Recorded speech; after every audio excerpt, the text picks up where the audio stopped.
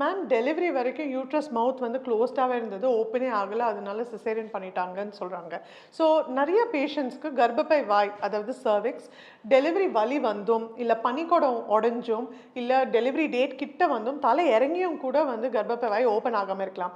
அது பேர் cervical dystocia அப்படின்னு சொல்லுவாங்க. டிஸ்டோஷியா அப்படின்னா அந்த சர்விக்ஸ் அப்படியே இருக்குது, அது கொஞ்சம் கூட ஓப்பன் ஆகலை, இல்லை சாஃப்ட் ஆகலை, இல்லை டைலேட்டே ஆகலை. அப்படி இருக்கும்போது என்னதான் வலி வந்து கர்ப்பப்பை வாய் ஓப்பன் ஆகலைன்னா நம்ம ரொம்ப ரொம்ப நேரத்துக்கு ஒரு மோர் தென் ஃபியூ ஹவர்ஸ் மேலே நம்ம வெயிட் பண்ணுறதுல அர்த்தமே இல்லை.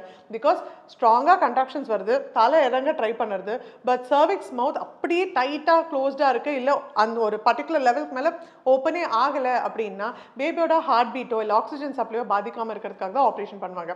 அதுக்கு செப்பரேட் ஹவர்ஸ் இருக்குது. எவ்வளோ தூரம் கர்ப்பப்பை வாய் ஓப்பனாக இருக்கா இல்லை க்ளோஸ்டாக இருக்கான்னு பொறுத்து இவ்வளோ நேரத்துக்கு வெயிட் பண்ணலான்றது இருக்குது. So whatever decision they have done is completely correct, because uterus mouth open ஆகலைன்னா என்னதான் நம்ம மெடிசன்ஸ், ஜெல் மெடிசன்ஸ் இல்லை நம்ம ட்ரிப்ஸில் வந்து நம்ம ஃப்ளூட் ஏற்றி நம்ம மெடிசன் ஏற்றினாலும் நிறைய பேருக்கு நிறைய யூட்ரஸ் வந்து ஓப்பன் ஆகாமல் இருக்க வாய்ப்பு இருக்குது. ஸோ அதுக்கு நம்ம ஆப்ரேஷன் பண்ணி தான் ஆகணும், வேறு ஆப்ஷன் இல்லை.